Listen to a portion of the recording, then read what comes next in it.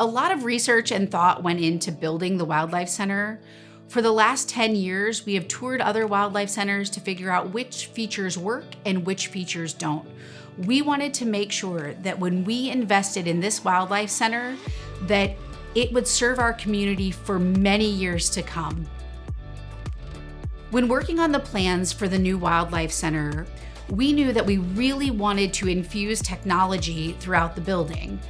One of the reasons for that is because our animals are very stressed by the presence of humans, we really can't give regular tours to people of the Wildlife Center, but we still wanted everyone to see what it takes to rehabilitate an animal and to return it to the wild. So for that reason, almost every nursery in the building has cameras in it, which allows us to share that footage and show people how we care for the animals every day. We have been incredibly fortunate to have been given the funds to build a state-of-the-art veterinary hospital for our wildlife patients. This hospital includes all of the basic equipment you would normally find in any veterinary hospital in the city, but it also includes some really amazing technology.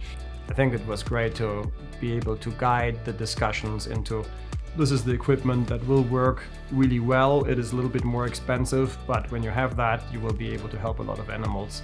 3D CAT scan that also does fluoroscopy, digital X-ray, portable dental X-ray, which will help us image really small bones like in bird wings or bat wings, as well as Class 4 laser, a complete lab that will help us diagnose the illnesses and injuries that our animals have.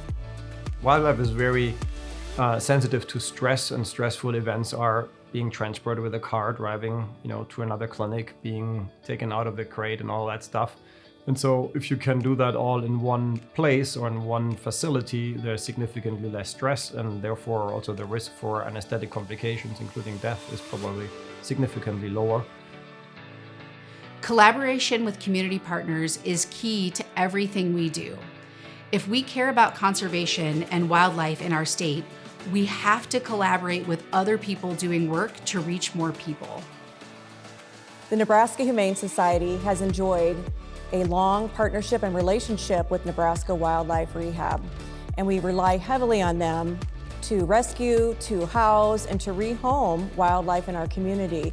And this is something that the Nebraska Humane Society is really unable to do based on resources and capacity. We were delighted to work with Nate from Kinghorn Gardens in designing all of the new landscaping at the Wildlife Center.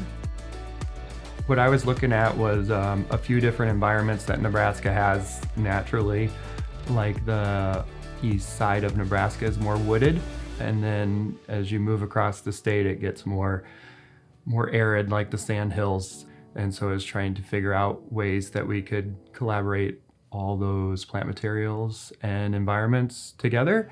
So as you move east to west, the environment changes kind of like Nebraska. So it's a little mini Nebraska style landscape. We so appreciate our community partners because it is only through collaboration with them that we can remain innovative in education and reach more people throughout our communities. All my interactions with them have been great in terms of collaboration because they're very willing to collaborate on research projects that I'm interested in, but also education type projects for students. I get some great students at UNO, biology students who are really interested and enthusiastic about doing research. And once they start interacting with Nebraska Wildlife Rehab, they just want to go work with Nebraska Wildlife Rehab. And so I shouldn't maybe say this, but I've tried to talk some students out, no, I think you should work with me and do this research. And they're like, can you help me get a job at Nebraska Wildlife Rehab? Is what a lot of them want to do because they really want to be involved. One of the great things about having a wildlife center right in the middle of the city is that we're accessible to the public. So when someone finds a wild animal in need, they can bring it directly to us with no waiting. I've worked with Wildlife Rehab for over 18 years. They have the top expertise in how to cohabitate with wildlife, solving problems. They know their stuff, and they've learned this through decades and decades of rehabilitation work with these animals.